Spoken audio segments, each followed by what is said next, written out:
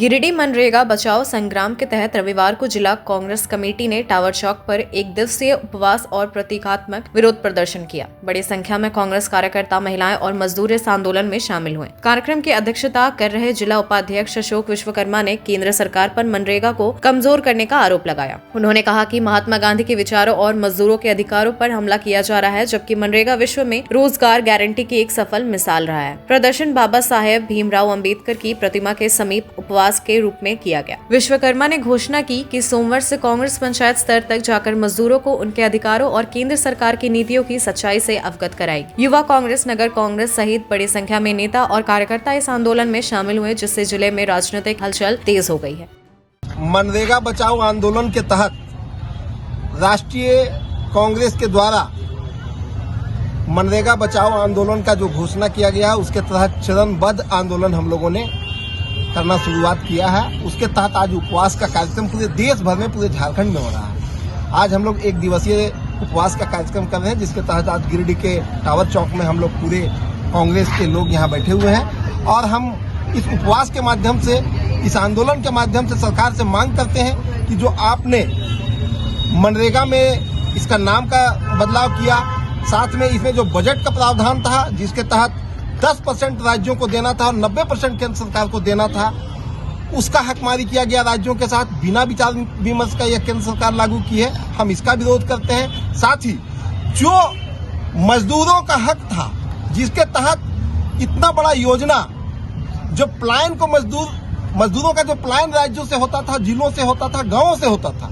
उसको रोकने के लिए जो मनमोहन जी ने यह योजना लाई, यूपीए सरकार ने जो योजना लाई, जिसके तहत अप्रशिक्षित जो मजदूर थे उनको रोकने का प्रावधान था और हम गांव में ही उनको रोजगार देने का बात करते थे कि हम 100 दिन का रोजगार देंगे, लेकिन उसको रोका गया, बिना चर्चा का बदलाव किया गया। हम इसका विरोध करते हैं और मजदूरों का जो हकमारी हो रहा है उसका हम विरोध करते हैं। मांग करते हैं कि इसमें सुधार किया जाए, नहीं तो हम लोग गाँव तक जाकर के इसका आंदोलन ले जाएंगे। इस आंदोलन को गांव तक ले जाएंगे, मजदूर एक एक घर तक ले जाएंगे। हम इसको फिर से चाहते हैं कि जो मोदी सरकार बिना विचार विमर्श की इसमें बदलाव किया है और मजदूरों का हकमारी किया, हम उसका विरोध करते हैं।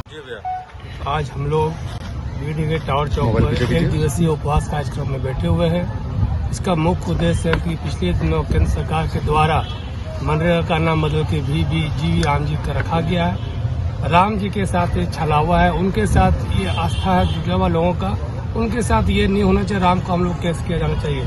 अभी हमारे उपाध्यक्ष जी ने कहा कि केंद्र सरकार द्वारा पहले 90% राशि केंद्र सरकार देती थी, 10% राशि राज्य सरकार देती।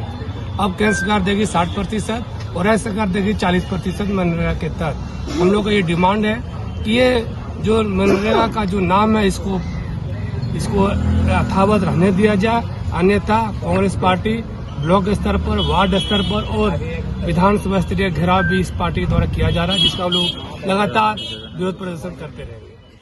झारखंड के प्रसिद्ध पर्यटन स्थल खंडोली डैम की सुंदरता को समेटे हुए nature view resort and restaurant आपके स्वागत में बाहें फैलाए खड़ा है।